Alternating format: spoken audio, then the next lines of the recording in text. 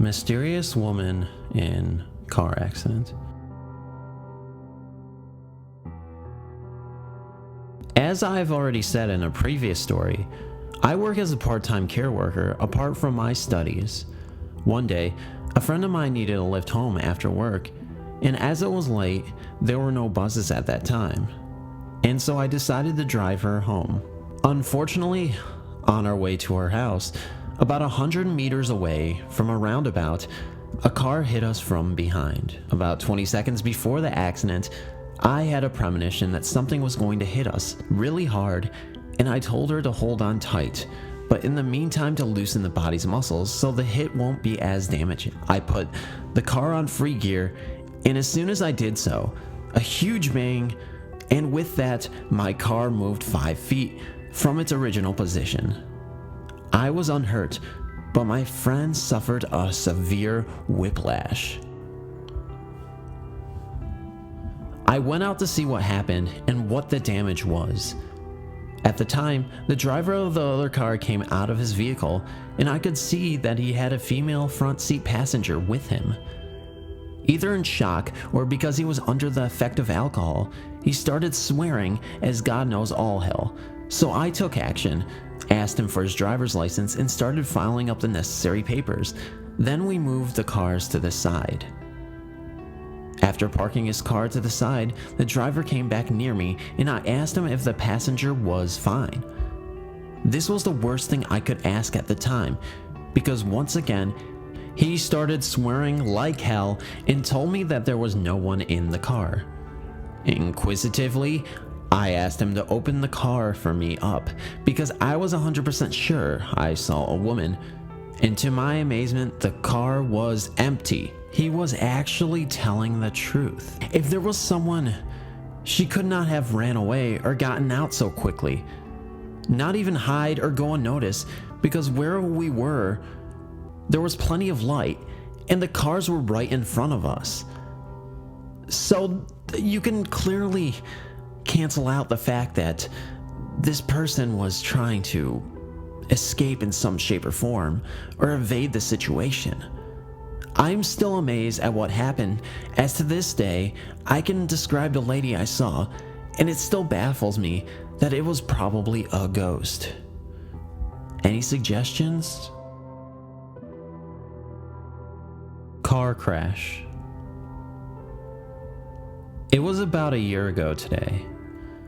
I'm not sure what it really means, but I'm going to tell you about the car crash that could have happened right in front of my eyes. I'm not sure where we were at the time, but last year, my family and me were going to a hotel. It was a local hotel close to where we live. We decided to go out to eat before we got to the hotel. When we got there, I saw this lady. She was an old lady who looked to be around 70 or so. She got out of this car with this man. The car was green, but I'm not sure what type of car it was. I'm pretty sure that the man that was with her was her husband. Well, they went inside, and so did we. We ordered food, but the lady and the man were just sitting at their table, just talking, I guess. The lady then got up to use the bathroom, and for some unknown reason, I followed pursuit. We were both in the bathroom, and this lady came out of the stall and left the bathroom. I didn't really have to go or anything. I was just drawn to this little old lady for some strange reason. I couldn't even explain it. We left the restaurant a little after the lady and the man did. We were on our way to the hotel, and we came to a red light at a four-way intersection. My dad stopped the car. I looked out the window, and the lady and the man pulled up next to us. I looked up to the light, and it was still red. I looked at the clock, and it said 7:39. I looked back at the old lady. The light hadn't turned green yet, but the old man slammed on the gas and crashed head-on with this other car across the street. I started to say something to my dad because nobody was doing anything about it. No one was trying to help this couple. I looked over at my mom, and then I looked back at the road, and then my dad started to go. I started to yell at him, but he just told me to quiet down. I looked at the road again, and the cars were both gone. The lady's car was next to us again. They turned down this road, and we drove straight ahead. When we got to the hotel that night, my mom put the news on, as they were reporting a car accident that happened earlier that day. I looked at the screen, and it just happened to be at the same intersection that we were at that day. It showed a little bit of the crash. I guess a helicopter was recording it or something, because it was up in the sky. They had said that the crash had happened at 7:44 p.m. That was almost 5 minutes after they left that red light. They had gotten closer to the crash with the cameras, and it showed that one of the cars was green, and it looked just like the old lady's car. A bystander came on and said that there was a lady and a man in one of the cars, and they had been in the green car that crashed. I wasn't completely sure if this meant anything or not, but I was in shock.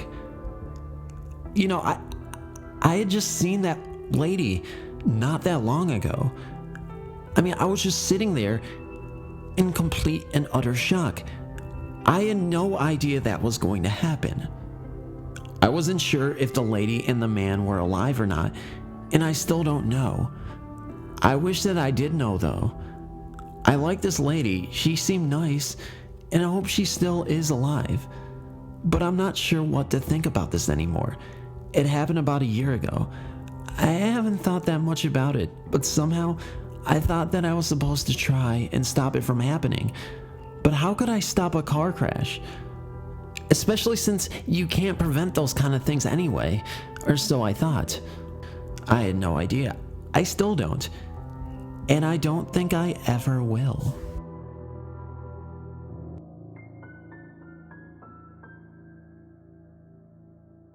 This story was put on Let's Not Meet by Life of Nicola. This happened about 4 years ago, and I thought I would share it with you guys so you can give me your opinion. I apologize for bad grammar since English is not my first language. I was 15 at the time. Anyways, back to the story. I live in Croatia on one of the many islands. The island I live on is fairly big. Although it only has 3 little towns, the biggest one has about 50 people. Most people have cottages and only come during the summer. It's pretty lonely and deserted during all other seasons. 2 of the towns are located on the coast. And the third one, the one I live on, is 15 miles road inland surrounded by evergreen forests. It's a really peaceful island. I know basically everyone that lives here. Neighbors are really nice and life is pretty boring and uneventful. I grew up here with only one friend, so naturally I was really close to him. We basically did everything together. We enjoyed camping, fishing, and would often camp out in the woods near the town. My parents knew and didn't worry since there was absolutely no crime on the island and everybody knew each other. It was mid-spring and we decided to open our camping season. We packed our things as usual and headed on our familiar path. After a few hundred meters, we came across a fallen tree that was blocking the path. No big deal, I thought, since thunderstorms are a regular common occurrence on the island. We headed into the woods, not following any path, but I knew there should be a clearing a few dozen meters ahead. I knew the whole island like the back of my hand, and sure enough, a few minutes later we found the clearing, and we started setting up camp. I remember the weather was beautiful that day, without a cloud in the sky. I raised the tent while my friend was collecting wood for fire. We lit the fire, made ourselves dinner, and had a couple of beers, maybe one too many. Night was peaceful, and I only woke up once. Really didn't know why. Thought I heard a car engine, but I shrugged it off as an imagination, as it was really late and I was a little bit too drunk. Next night I woke up because I had to pee. So I got out of the tent when I noticed a strange dim light a couple of 100 meters to the north.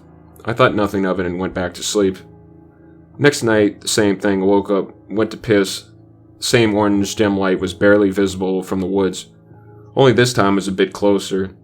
And there was a strange flashing light too. I woke my friend up and showed him the light. He thought I was pretty weird because we were the only ones that ever visited these woods. We agreed we would check it out in the morning. I didn't get much sleep that night, since that light really started to bug me. The more I thought about it, the weirder it seemed. At dawn we headed out. We didn't bring anything with us since we expected to return shortly after. After 20 minutes of searching, we found something odd. We found an abandoned improvised campsite made out of tarp and some rope. In front of it, there was a fireplace that was still smoking and still radiated heat. Anyone who was here had clear sight of our little clearing. The only thing we found on this campsite was an open can of Red Bull and a USB stick. Whoever was here left in a hurry. I took the USB stick and we went back. We camped out for 2 more days before heading home. We haven't seen the light since. When I got home, I forgot about everything until a few weeks later. I needed the bag for something, so I finally unpacked my stuff. Sure enough, among the other things, I found the USB stick. I was curious, so I turned on my computer to check it out. To my absolute terror, there was only one folder on it. It was named after me. Chills went down my spine. I just stood there for a couple of minutes staring at the screen. When I finally found enough courage, I clicked on the folder. The folder was filled with pictures of me and my friend in our camp from the last 6 camping trips. I was terrified. One picture in particular stood out. It was a selfie of a man who was watching us. I didn't see the man ever before. He didn't look creepy. He was in his late 20s, had a nice clean haircut and trimmed beard and hunting clothes. I immediately called my parents. We went to the police with the first ferry since there was no police station on the island. I told the police everything and gave them the USB stick. They said they would look into it. A few days later, I got a phone call from the police and they said they don't know who this man is and they can't do anything about it. They also said they will keep me posted for further information. I never heard or saw from that man ever again. To the creepy man, let's not meet. I recall my grandma's life and death only as I remember my mom telling me. From what I can understand, on February 2nd, 1998, my grandma fell victim to a car accident and died in the hospital sometime later. She was the last of my grandparents on both my mom and dad's side to go. The rest had died long before I was born.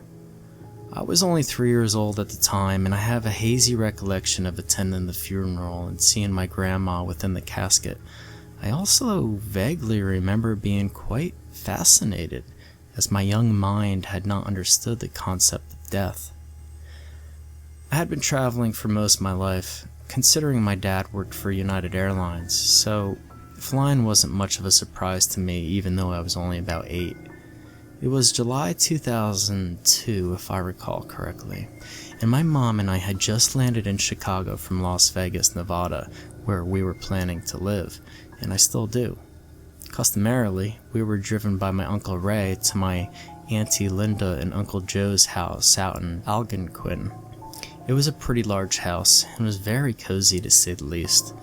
My mom and I shared a room upstairs, which I believe was my cousin Lori's room before she moved out. A rather strange coincidence occurred. My mom, Aunt Linda, Uncle Joe, and most of my relatives began to explain stories to me about our family reunions. This, in turn, led to talk of my Grandma Lily, the one who the reunions became based around after her death. She was a great woman, very intelligent, very kind, and very loving. She flawlessly brought up my mom, my aunts, and my uncles. She was the role model of what every woman should be. On top of this, she was very healthy and had no medical ailments before her death, even with her growing age. She had been in her mid-70s at the time and possibly may have lived to a century had it not been for that fateful day. Hearing these consistently sincere stories from my mom, my aunts, and my uncles makes me wish she had lived so I could meet her. One thing so captivating about my grandma was that she was very loving, and she loved all of her children, her children's children, her friends, and everyone around her with a warm heart. Then came a night that terrified me to the point that it still haunts me. You see, it was about 2 days before the reunion, and my mom and I were getting ready for bed. We had to share the one bed in the room, which didn't bother me at all since I didn't start sleeping on my own until I was about 9. It was about 9 or 10 at the time according to the classical red text digital alarm clock that sat on the nightstand. I woke up in the middle of the night and glanced at the clock. I remember it being 1:36 a.m. Rubbing my eyes and letting them adjust in the darkness, I saw that my mom had left the closet open. As my eyes finally adjusted, I saw a horrifying sight. It was a white figure resembling an anthropomorphic cloud, vaguely shaped like a human, with no face and only barely discernible limbs. It looked like it was about to sprint across the room, as if it were a blurry shot of a runner in the middle of a race. I blinked my eyes, and the figure had changed. This time, instead of looking like it was about to sprint across the room, it appeared to have its hands behind its back. It was staring at me with its faceless head, and I could only stare back, not knowing what to do. I was too frozen even to wake up my mom, who was in the same bed. I just stared with no idea what to do. I hadn't even realized how much time had passed. It seemed as if the morning simply crept up on me. I recall still sitting up in the bed, having passed out for what seemed to be a short period of time. I woke to my mom getting ready to go to the mall to pass some time. I began crying, prompting my mom to ask me what was wrong. I explained what I saw that night to her. She tried to rationalize it as being a white dress in the closet, but there was absolutely nothing white in that closet, only dark clothes. I searched it thoroughly to be sure of this. She had no explanation to this and simply asked me why I didn't wake her up. I didn't know why then, and I still don't know why now. My Uncle Joe, Aunt Linda, and my mom all talked to me about it, and they said it was probably Grandma visiting, and that I shouldn't be scared. It didn't change my feelings though, and I remained scared. Years later, I heard that if a spirit is visiting a relative or friend, then the hauntee won't feel fear when they see the ghost, despite the awe and surprise. This observation scares me that much more, since I was scared out of my mind at this entity. I refused to believe it was my grandma. Up to now, I refuse to sleep with closets open, and I'm scared of waking up to see something staring at me. I still wonder what I saw in that closet, and whether or not it was my grandma. When I go back to the reunions, I make absolute sure the closet is closed, and I sleep with the light on in that house.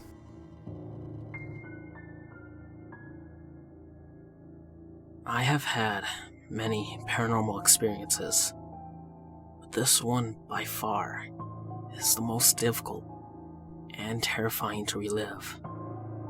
This happened years ago, when I was just 10 years old. As a child growing up, I had the ability to see things most would find unnatural, scary even. I could feel things as well. I remember that night very clearly, to be like any other. This was during the time we were living with my grandmother before moving into our new home. My parents went out with my grandmother, taking my baby sister along for the trip. My brother and I were happy to stay. Grandma's house had cable in 2 rooms, so there was no fighting over what we watch. My parents agreed, knowing that we could use a break too. As they left, we locked the door and left the outside light on for their return. My brother said I get Grandma's room. Me being younger, I agreed. I was happy to take the living room. I loved to watch my favorite cartoons on the big TV. It also gave me many different positions to relax. My favorite was lying on the ground. I stood up grabbing a pillow from the couch. I walked over wearing a smile on my face. It's been the happiest I have been in a while. My sister just got out of the hospital from a premature birth. My mother had a weak heart. They were both fighting for their lives that night. I was so thankful to God for not losing them. One of my favorite shows was about to start. I thought to myself, I should use the restroom now, so I don't have to use it during the show and miss something. I stood up from the ground. As I turned around, I saw a figure that was so dark that the night sky paled in comparison to its absence of light. Its eyes glowed red. Its height nearly went past the top of the sliding door. I could not catch my breath. I had chills. I felt as if my blood itself turned to ice. I'm not sure what I was thinking at the time, but I moved my feet across the floor, inching my way closer to the door, staring into the eyes of evil. I kept thinking to myself, did we lock the sliding door? I was too afraid to check, not moving my eyes for 1 second from those dark, crimson eyes. Its glow pierced through that thin glass door that separated us. It stared down at me from its tremendous height. I began to think to myself, I got to see what this thing was. I glanced at the light switch that was next to the sliding door. I looked back, expecting to see the dark figure, but it was gone. Did something scare it? Did I have a guardian angel watching over me? Was this figure a demon from the abyss of hell itself? I couldn't believe what I saw. I began to run to my grandmother's room to tell my brother what I saw. I began to pound on the door, ignoring the pain in my hand from continuously knocking on the door. I was out of breath, and my mind knew what it saw, but it was so hard to describe. My heart was pounding out of my chest. When I did put my mind to words to describe the evil I saw, my brother did not believe me. Neither did the rest of my family. They all thought I had an overactive imagination. I know what I saw. It was pure evil. I thought I would never have to see such evil again. Boy, was I wrong. 10 years have passed, and I was still living at home, helping raise my baby sister and trying to manage college. I was never the best student. My abilities became less active over the years. I never did forget that night.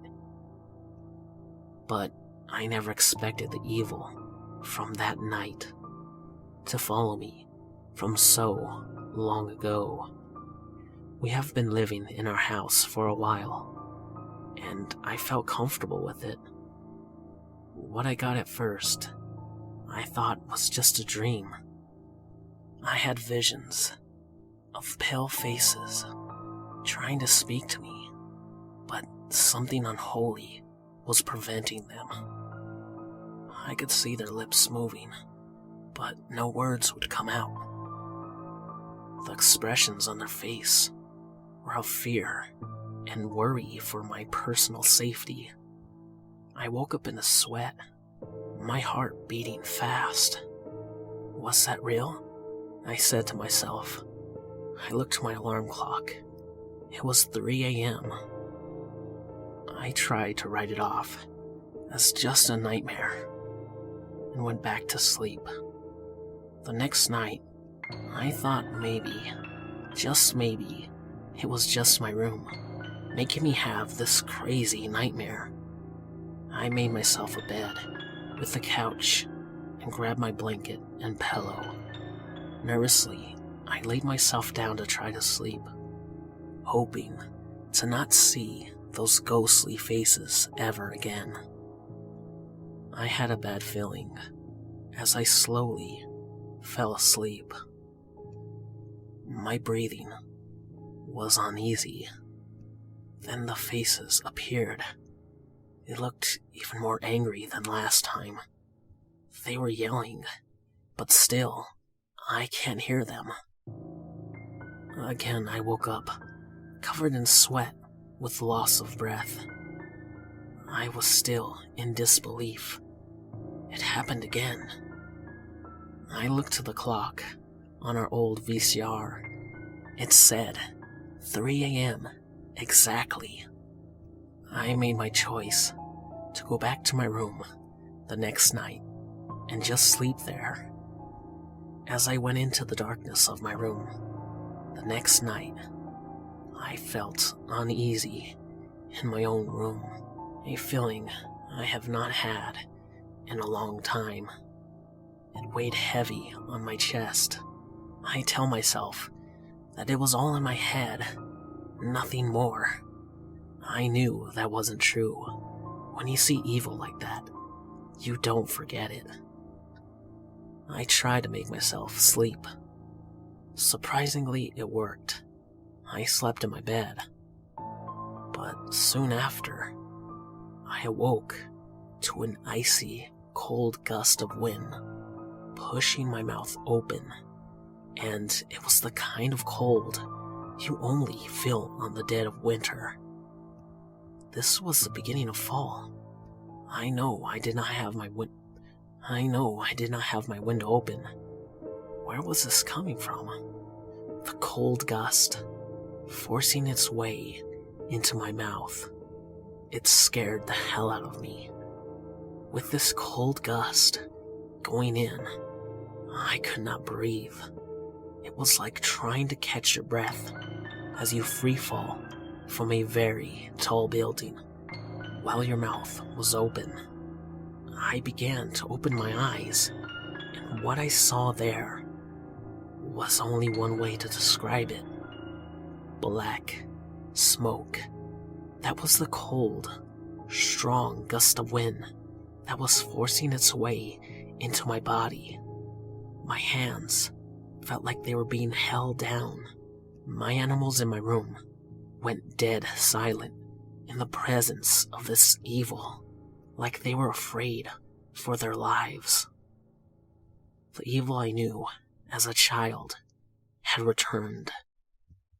It found me, but how? After all these years, it found me. I don't know how to describe how I forced this evil, black smoke out. Either it was my deep belief in God, or it was my will to protect my family. I freed my hands by using everything I had. The smoke retreated back to make its form. It was a tall, dark figure standing over my bed. It was so tall, I could not say the exact height, but it was terrifyingly tall, a height not natural for humans to reach. I noticed its eyes were not red, as it was when I was a child. By entering a house that was blessed, it must have been weakened. My grandparents blessed the house before we moved in. Thank God for that, really.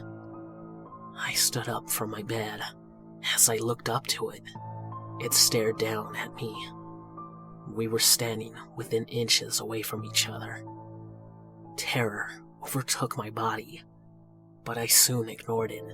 I rushed over to my desk, where I kept my holy water.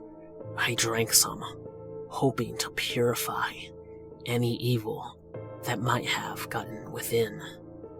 I turned to look. It had escaped. Again. I turned on the lights and covered my room with holy water. I looked over to my clock, and it said 3 a.m. exactly. Those faces I saw over the past 2 nights were warning me of the demon's arrival. Could those faces be its victims? Unable to ever be free, bounded by evil. I prayed after that, and every day since. I did not get much sleep that night. The next morning, I found claw marks on my window, in the shape of a very sinister smile. One horrific thought went through my head that I still think about till this day. If it succeeded in possessing me, what was it going to make me do to my family? I'm still waiting for the day of its return.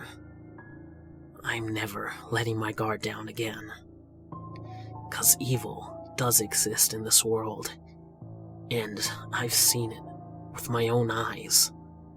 I will never forget the evil that lives in the dark.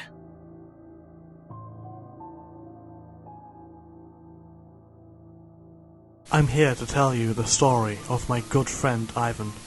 Ivan was 15 years old. He was a piano prodigy. He was playing Vivaldi and Beethoven before he could even talk. I met Ivan via a business transaction about a year ago. He was buying my old piano. I should never have sold him that piano. I knew what it was capable of. It was a Steinway grand piano. I had it locked away in a storage unit for years.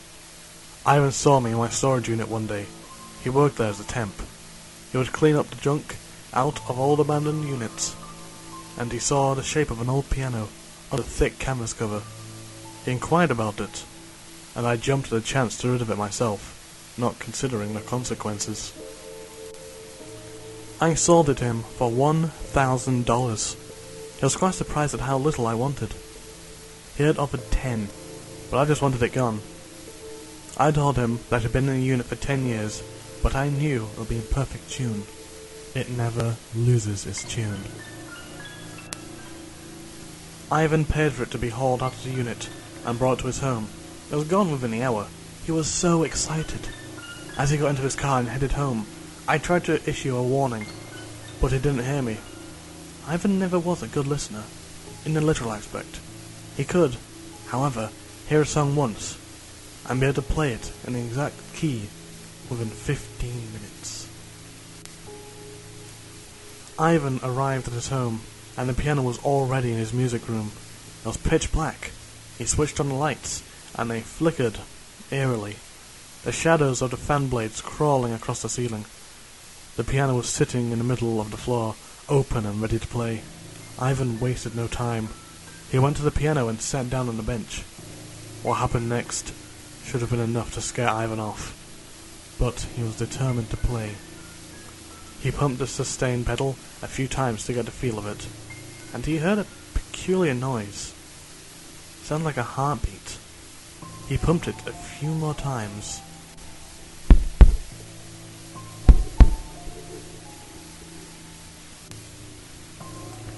The entire house was shaking. Beads of cool sweat rolled down Ivan's forehead. Ivan was a rather adventurous individual, though, perhaps more than he should have been. He reached up and positioned his hands on the first chord of his favourite song, Requiem for a Dream. In his left hand was G, B minor, D, G. In his right was a G octave. Ivan lifted his hands and slammed them back down onto the keys. There was a blood-curdling scream. Ivan slammed his hands over his ears and fell off the bench. The piano stood silent, the last of the scream fading away. As I said, Ivan was more adventurous than most, so he got back onto the bench.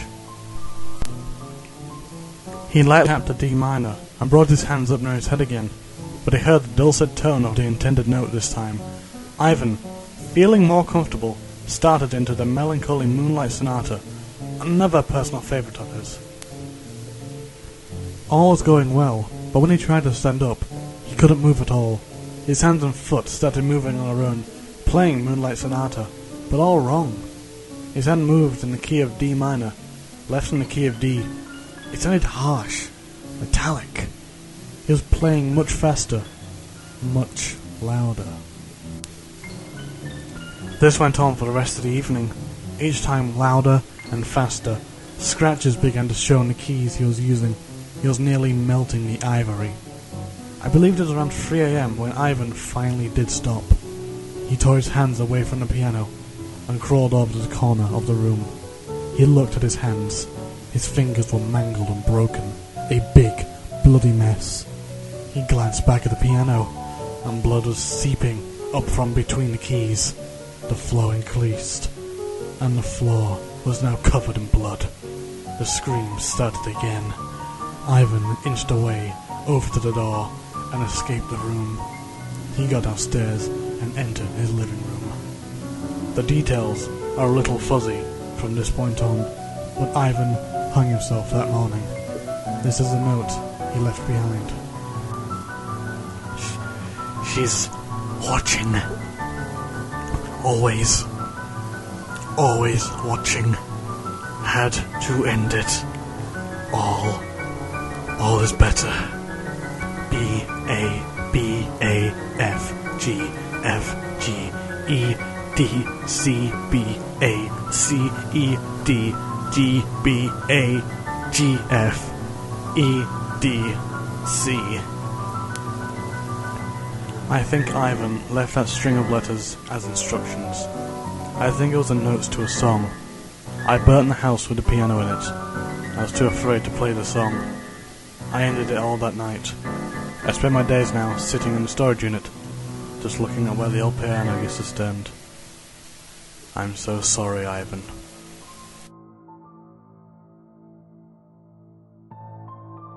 Everyone has been to the weird part of YouTube. If you haven't, then I suggest you try to do so. It's a very simple process. In fact, to make it even easier, I will lay this out in a step-by-step form. Step 1. You find any video you want. Absolutely anything you want. A cat video, a music video, anything. Something from Japan will work best. Step 2. Click on the strangest related video. The absolute most mind-blowing looking thumbnail or title. Step 3. Continue step 2 until the most liked comment is, "I'm in the weird side of YouTube again," or something along those lines. Now, this alone isn't all that scary. It's mostly just funny. You can laugh at failed ads or absurd stuff from different cultures. Sometimes it gets scarier. A dancing girl with no arms or legs. Someone with a shitload of tattoos eating glass. A crazed hillbilly ranting about how the government will kill everyone. It gets stranger though. Dig deep enough and you can find actual death. I don't mean like the news stories and people getting killed. I mean full-on amateur snuff films. No after effects or CGI. Real people getting killed. You're wondering why YouTube doesn't take them down, aren't you? Well, there are 2 reasons for this. First, there are days worth of video being uploaded every minute. So much that it can't be analysed by the YouTube staff. They take down anything pornographic that isn't art, but even that slips through. Second, money. YouTube only pays attention to the stuff that pays. It's protected by copyright or gets a large amount of views in a short amount of time. Last one is the reason for the 301 views phenomenon. Due to these reasons, there are plenty of people who can easily upload almost unnoticed videos. Some of them truly are unnoticed with only 2 or 3 views. There are a ton of these amateur snuff films that just require a while of searching. Just try for a few hours. Just be warned. You might not hate what you see. You might just want to see more. Or you might just want to try making one of these videos. After all, they have to come from somewhere.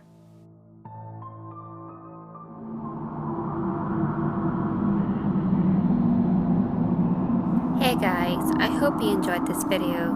I just want to say thank you to Xth Chemical, PhantomOfDarkness, HitchHiker, CreepyGhostStories and HeroToVillain for taking part in Collab Week.